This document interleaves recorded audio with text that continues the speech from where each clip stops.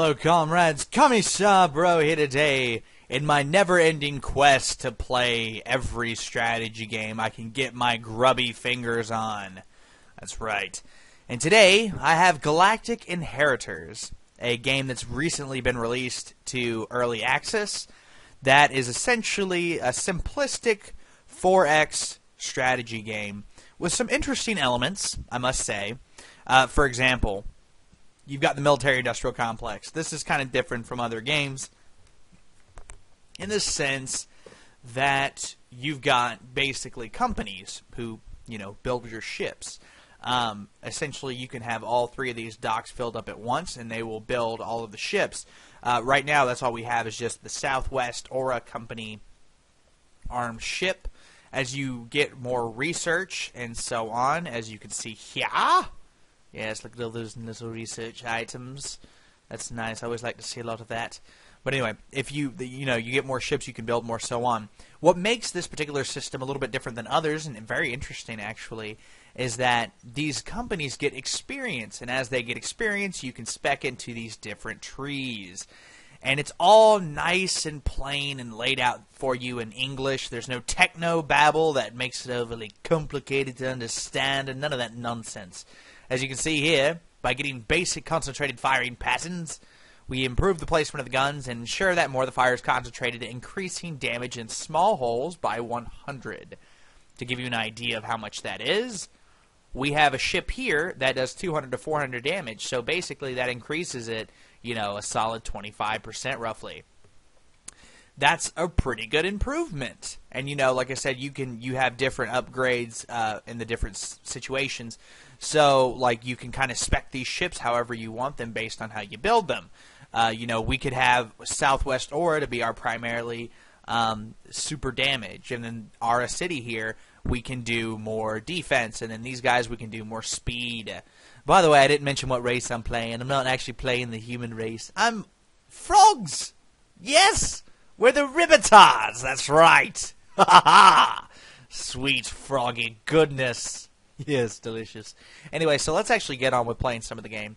There's some other features. The other main feature that kind of sets this game apart. Oh, I need to research something. I guess we'll get the basic research, right? No, we already have that. So, oh gosh, I don't know. There's so many choices. Oh, what do we want? Let's do this one. Advanced satellite communications. Yes, perfect. All right, now we're gonna end our turn. The main problem I have with the game right now, again, it is early access, it's not done, blah, blah, blah, blah, blah, is the UI is it's not the prettiest game. I mean, you can clearly tell that the person animated this galaxy, with the little twinkling stars in the background, these little comets flying by. And the person even said, hey, this isn't the most aesthetically pleasing game, but that's actually one of the main things that I'm working on, is I want it to be prettier, essentially. I'm probably rewording it differently than what he said, but hey, you can't have it perfect, right? Perfect. Actually, you know what? Let's do that. Get me more production, so I build things faster. You can never build things too quickly. Like we've discovered, we've actually explored Castor, so now we've opened up more space lanes. I'm a big fan of 4X games, especially 4X space games, Galactic Civilization, Sword of the Stars, so on and so forth, and I've been playing them for a long time. Oh, look. Yeah, so it gives you more details in regards. So you get these little events that pop up after you explore. You have to click on it. That's something else I'm sure they're going to add in, is make the UI more intuitive, actually have messages pop up in your face. And honestly, fix this, the text. The text is killing me. It murders me. This text is fine, but the intern text that pops up is, murderously ugly. And it's not that big of a deal. It doesn't have an effect on the gameplay, really. But, it just kind of bothers me a little bit. This game actually makes me think of more classic-type games where, you have to put more work into it to play it. But, again, it is very simple. The way the game actually works isn't overly complicated or anything like that. So, that's actually a big thing about, let's build a colonization ship, let's get more things. So the actual game itself isn't overly, it's not hard to play. So, you know, that's kind of a good thing. A lot of games get overcomplicated and barren on their menus. And ooh, explore resources. Yes, let's see what kind of resources this place has. Regulus. I should probably build like another explorer ship. I think I can do that, right? Here? Yeah, right? Yeah, it takes 9 turns. I think I'd rather get a colonization ship first, and then we'll worry about that other stuff later. Okay, what do we find? Local resources, stolen planet toys. These simple organic heteropolymers are, on the face of it, not that useful for industrial process, but are considered the initial source of life. They are usually artificially synthesized, which blah, blah, blah, blah, research, boost research. See, that's what I like about it. Like, he'll give, like, this little explanation here of what it does, and then just, bam, boost research. That's what it does.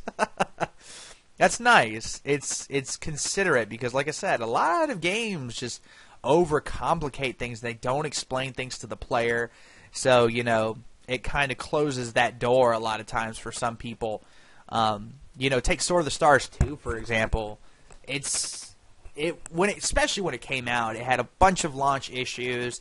It was overly complicated. Like, the way, I still hate the mission system. I think they made it way too complicated when Sword of the Stars, the original, had it perfect. It was perfectly set up, and it wasn't complicated, and it was simple. It was nice, you know, intuitive and play. You could sit there and play it and just enjoy yourself and conquer planets, blah, blah, blah. So, you know, that was kind of a big thing about Sword of the Stars, too, that I just didn't really like. Even now, I can't play it just because it's, the missions, like, why would I don't like calling it, send it on missions, they go and then they come back, and it's just really weird, and it's not at all intuitive in my opinion. So, but then again, what do I know? I'm just a regular person, commissar. I'm just a commissar after all.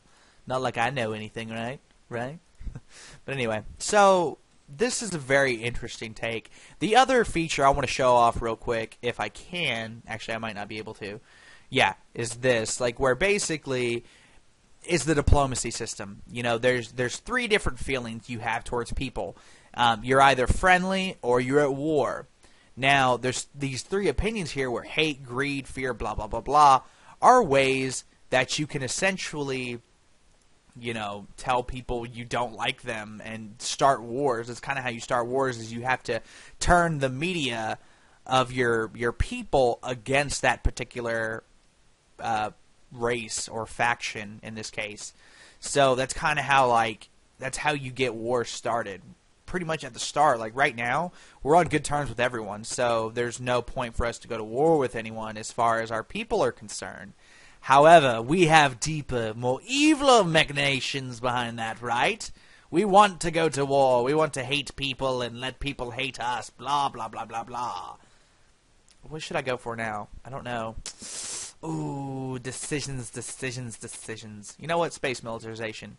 Let's make sure that we have a bigger fleet than everybody else. Because why not? And we need to, I want to explore that Captain's star. Nicely hidden there. Captain's star. Funny. Very funny.